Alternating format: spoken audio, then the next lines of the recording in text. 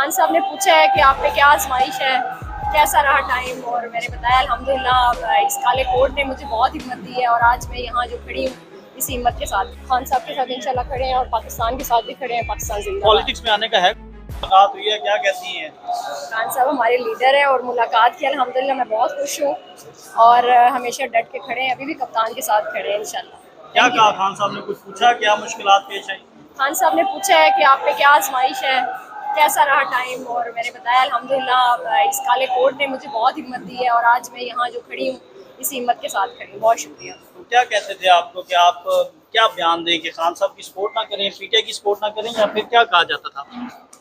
बस उसमें ये था कि जो प्रोसेस था एफआईआर के बाद उस प्रोसेस में तो चलना था ना, हम उसी प्रोसेस को फेल करते हैं क्योंकि मैं खुद एक लॉयर हूँ तो मैं कानून के अगेंस्ट तो बात कर ही नहीं सकती और उसी को प्रोसेस से गुजर के मैं आज बाहर हूँ। Thank you. फैमिली की तरफ से तो कोई प्रेशर नहीं आया कि आप पार्टी छोड़ दें?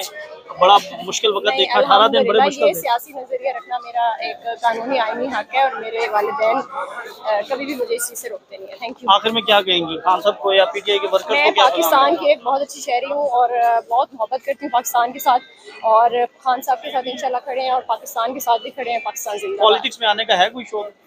फिलहाल नहीं है। Thank you. किन हालात में कैसा मुश्किल लेकिन हिम्मत नहीं हारी। और आपके साथ 41 की अभी भी है? जी, कुछ बेल पे आ गई हैं, बाकी अभी है।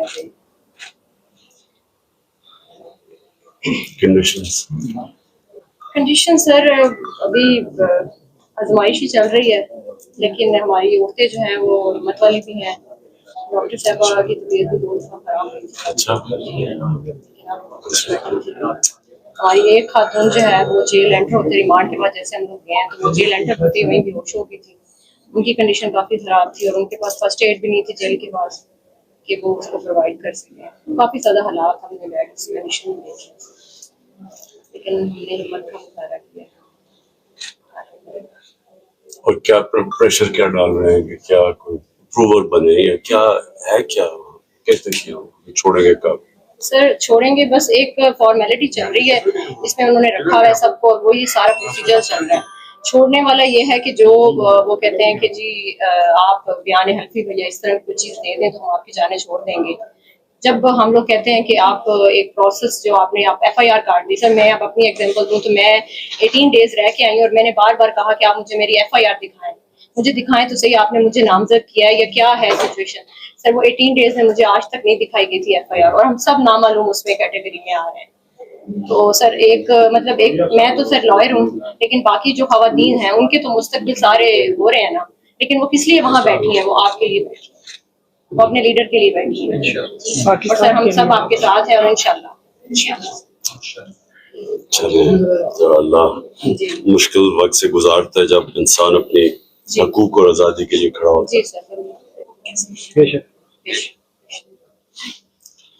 चले, हमारी शुक्र है आप तो बाहर निकले। आपका ये था जियो फेंसिंग के ऊपर बताया? जी सर, जियो फेंसिंग में उसको आ गया था नंबर। तो ये कहाँ लिखा हुआ है कि आप कैंटोनमेंट में मुजाहरा नहीं कर सकते? सर ये तो लिखा ही नहीं हुआ। हमें देता है कॉन्स्टिट्यूशन, हमें जी कॉन्स्टिट्यूशन हमें ये राइट दे